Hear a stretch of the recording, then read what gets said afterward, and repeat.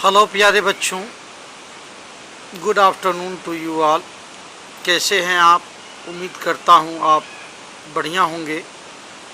आज आप लोगों के सामने मैं लेके आया हूं इंग्लिश का एक बहुत ही महत्वपूर्ण लेसन इंडिगो, जिसे लुईस फिशर ने लिखा है। एक्चुअली ये लुईस फिशर द्वारा लिखा गया द महात्मा गांधी एक बहुत बड़ा संग्रह है, उसी का एक पार्ट है। दिसंबर 1916 में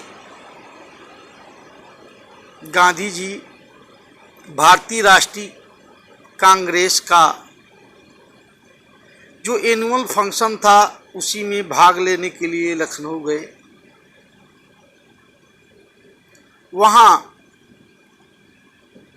2301 रिप्रेजेंटेटिव, जिसे प्रतिनिधि कहते हैं,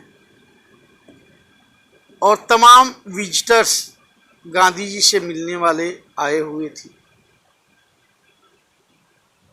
मैंने आपको ये नहीं बताया कि ये लेसन किस पे आधारित है। असल में उस समय ईस्ट इंडिया कंपनी का शासन था, ब्रिटिश गवर्नमेंट का, और सारी की सारी प्रॉपर्टी पर उन्हीं का अधिकार था। चंपारण में ये ब्रिटिश किसानों से ज़बरदस्ती नील की खेती करवाते थे और जमींदार उनसे ज़बरदस्ती लगान वसूलते थे। हर तरह से वो त्रस्त थे। इसीलिए इस चीज़ को गांधी जी ने लुई पास्चर को बताया है, लुई फिशर को बताया है कि उनके मन में ये बात कब आई थी कि अंग्रेज भारत छोड़ के जाए 1917 में।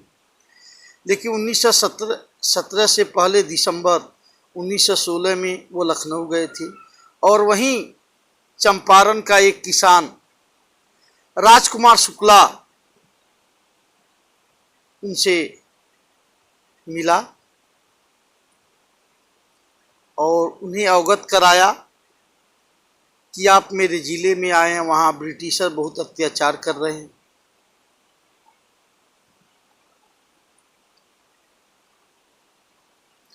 गांधी जी कुछ बोले नहीं, उन्हें ढेर सारा काम था। वह कानपुर गए, भारत के विभिन्न शहरों में गए। गांधी जी जहाँ भी जाते शुक्ला उनका अनुकरण करता और इस तरह से गांधी जी अपने आश्रम अहमदाबाद आए।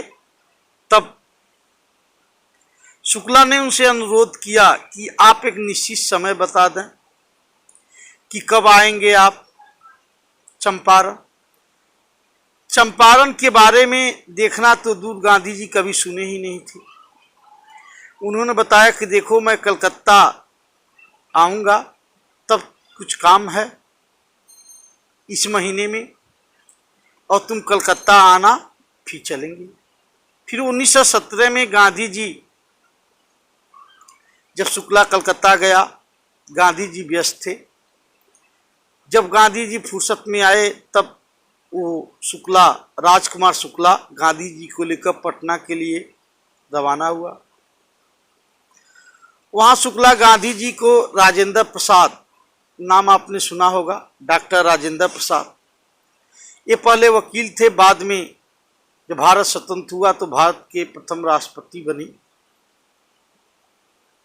उनके घर ले गया। लेकिन दुर्भाग्य से गांधी जी डॉक्टर राजेंद्र प्रसाद से नहीं मिल पाए, क्योंकि वो उस समय शहर में थे ही नहीं। उनके नौकरों ने उन लोगों के साथ बहुत बुरा बर्ताव किया। भाई बात भी सही है, बुरा बर्ताव क्यों नहीं करते। चूंकि राजकुमार शुक्ला जो अनपढ़ किसान था, इलिटरेट फार्मर, वो अक्सर आता जाता था और वो जानते थे सब नौकर कि ये मालिक को बड़ा परेशान करता है। यहां तक कि उन्हें कुएं से पानी भरने तक नहीं दिया, क्योंकि छुआछूत था कि कहीं बाल्टी से एक आग दो बूंद पानी कुएं में गिर गई तो पूरा कुआं क्या हो जाएगा, अपवित्र हो जाएगा। गांधी जी ने चंपारण की स्थिति के विषय में पूरी सूचना प्राप्त करने के लिए पहले मुजफ्फरपुर जाने का निर्णय लिया और वो 15 अप्रैल 1917 को आधी रात में मुजफ्फरपुर पहुंचे। वहां रेलवे स्टेशन पर उनके परिचित प्रोफेसर जेबी कृपलानी उनका स्वागत किए, ढेर सारे स्टूडेंटों के साथ। गांधी जी एक और प्रोफेसर से मलकानी उनके वहां ठहरे। गांधी जी के पहुंचने और उनके बारे में मुजफ्फरपुर में खबर फैल गई और मुजफ्फरपुर से खबर चंपारण तक फैल गई। इस तरह से चंपारण के जो शेयर क्रापर थे, टेनेंट्स जिसको हम बटाईदार कहते हैं, अरे भाई वही किसान, वो वहां पहुंच गए। गांधी जी ने मुजफ्फरपुर के वकीलों को बुलाया और जो मामले चल रहे थे किसानों के और जमींदारों के, उनके बारे में जानकारी ली। उन्होंने वकीलों को फटकारा भी, क्योंकि वो किसानों से मोटी फीस वसूलते थे। उन्होंने सोचा कि इन कुचले हुए, त्रस्त, भयग्रस्त जो टेनेंट्स हैं, किसान हैं, न्यायालय बिल्कुल व्यर्थ का काम है। उनके लिए असली अच्छा काम यह है कि वो भय से मुक्त रहें, स्वतंत्र रहें। और तब उसके बाद गांधी जी चंपारण आए। उन्होंने ब्रिटिश भूस्वामियों के संगठन के सचिव, सेक्रेटरी से सूचना इकट्ठा करने का प्रयास किया, लेकिन सचिव ने कहा कि वो किसी बाहरी आदमी को सूचना नहीं दे सकता है। गांधी जी ने कहा, don't worry, I am not a foreigner, I am Indian. मैं बाहरी नहीं हूं, भारतीय हूं। लेकिन कमिश्नर से उसके बाद मिले, जो तिरहुत का प्रमंडल था, और उस आयुक्त ने गांधी जी को डराना धमकाना शुरू कर दिया और कहा कि ये तिरहुत मंडल छोड़ करके आप चले जाएं, चंपारण छोड़ दें आप। गांधी जी क्षेत्र छोड़ने की बजाय जो चंपारण की राजधानी थी वहीं पहुंच गए, मोतिहारी। उनके साथ उस समय तमाम वकील भी थे। रेलवे स्टेशन पर ढेर सारे लोगों ने उनका स्वागत किया और यह ब्रिटिश शासन से भय से मुक्ति का एक बिगिनिंग था, आरंभ था। तभी गांधी जी को पता चला कि निकट के एक गांव में एक किसान के साथ बड़ा बुरा बर्ताव हुआ है, क्योंकि ये जमींदार लोग क्या करते थे, अब गांव के पहलवान टाइप आदमी को अपने पास रखते थे। कोई किसान विरोध करता था तो उससे खूब पिटवाते थे। गांधी जी हाथी पर सवार होकर के चले, लेकिन पुलिस सुपरिटेंडेंट के मैसेंजर ने उन्हें रोक लिया और उन्हें वापस जाने का अधिकार दिया। गांधी जी ने इस आज्ञा का बिल्कुल पालन किया। गांधी जी उस मैसेंजर के साथ आए। पुनः उनको चंपारण छोड़ के जाने का नोटिस दिया गया, लेकिन इस बार गांधी जी ने उस रसीद पर अपना दस्तखत किया और लिख दिया कि I will not follow this order, I will not leave the Champaran in at any rate as I am India. मैं भारतीय हूं। गांधी जी को अगले दिन न्यायालय में पेश होने के लिए सम्मन मिला। रात को गांधी जी ने डॉक्टर राजेंद्र प्रसाद को तार भेजा, आश्रम में निर्देश भेजा और वायसराय को भी इसकी सूचना दी, ब्रिटिश वायसराय को भी इसकी सूचना दे दी। और सुबह होते ही हजारों हजारों की संख्या में किसान, वकील न्यायालय के चारों ओर एकत्रित हो गए। जो न्यायालय का प्रशासन था वो अपने आप को कमजोर महसूस करने लगा। अधिकारी परामर्श करने लगे क्या किया जाए। इस तरह से देर लगा होने मुकदमा चलाने में। गांधी जी ने इसका विरोध किया। तब जो जज था उसने कहा कि 2 घंटे का अवकाश है, उसके बाद वह सजा सुनाएगा गांधी जी को। लेकिन गांधी जी ने उससे कहा कि ऐसा है, 2 घंटे बाद जब मैं सजा सुनाऊंगा तो इस 2 घंटे में आप अपने लोगों से मिल लें, उनको समझा बुझा करके भेज दें। 120 मिनट का टाइम है। गांधी जी जानते थे यदि लोगों को इन्होंने भेज दिया, उन्होंने कहा मैं 2 घंटे का जमानत नहीं लूंगा। I am not a criminal, I have not done any offence. Gandhi ji ने इनकार कर दिया।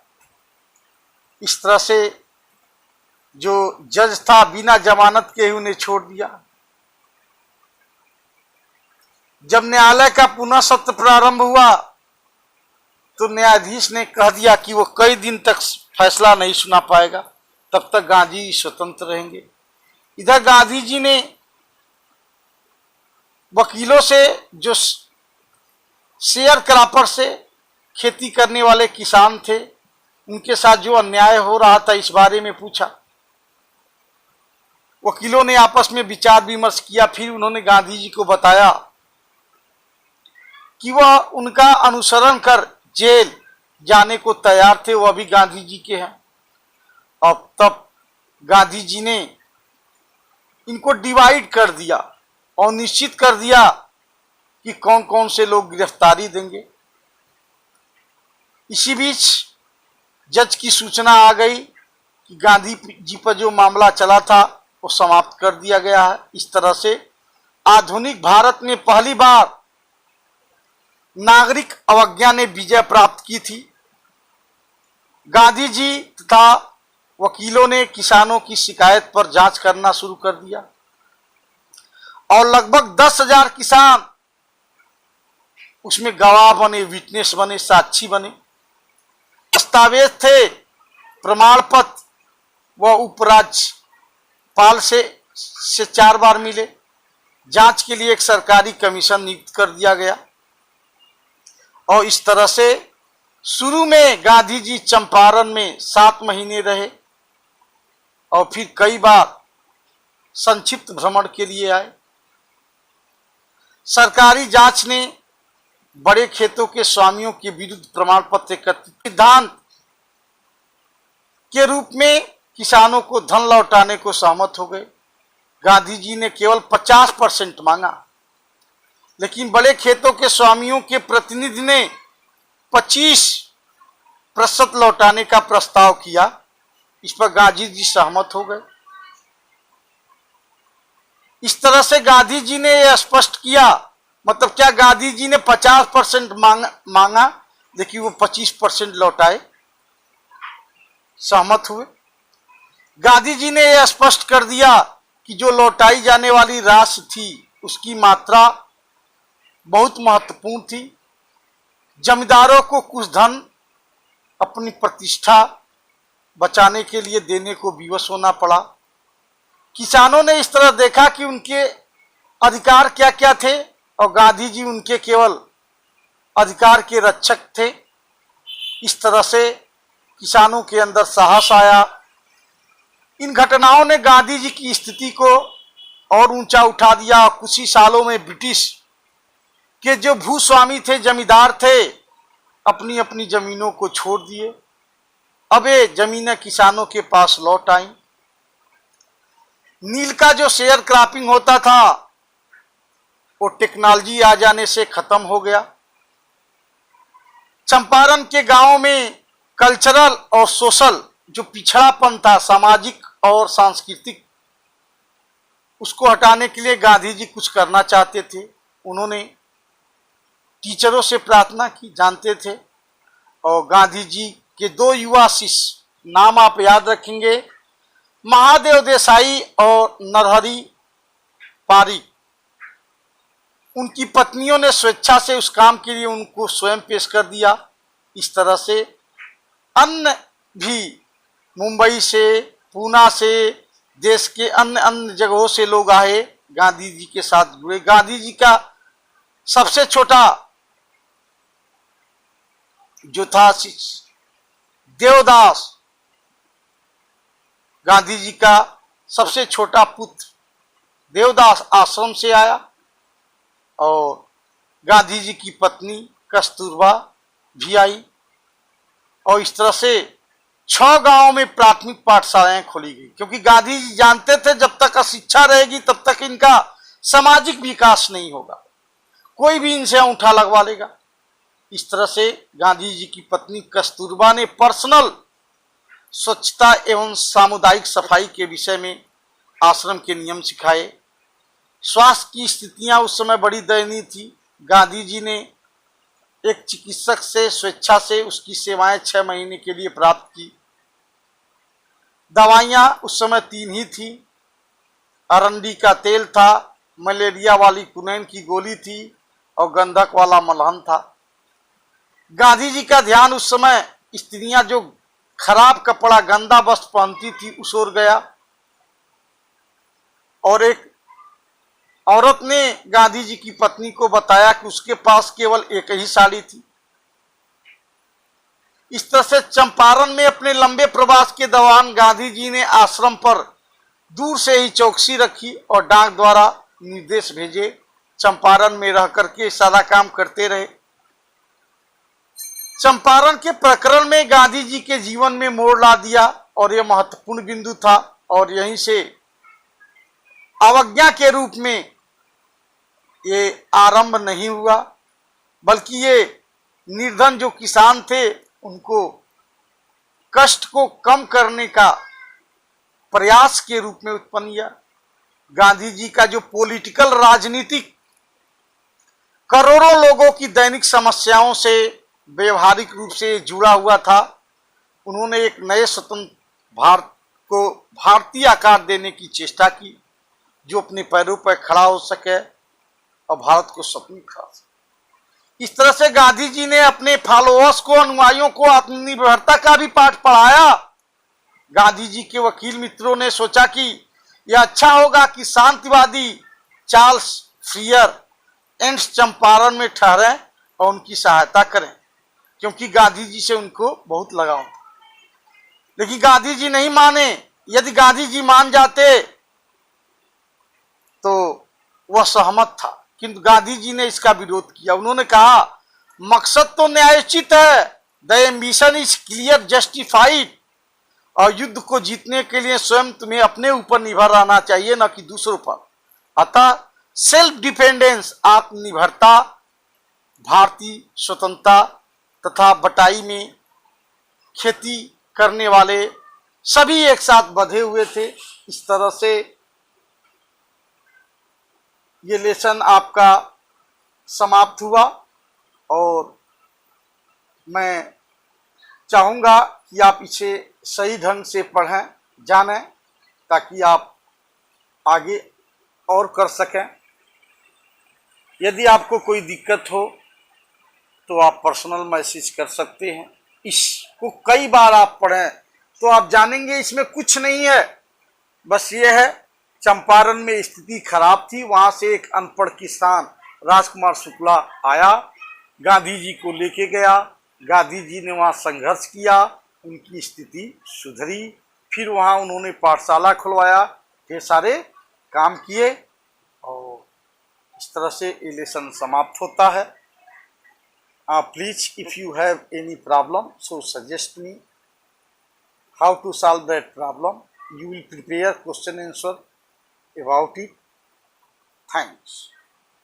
एक बार पुनः मैं आप लोगों को रिकेप कर देना चाहता हूँ कि this story is a very very good story, and this would not be called a story, but it is the thought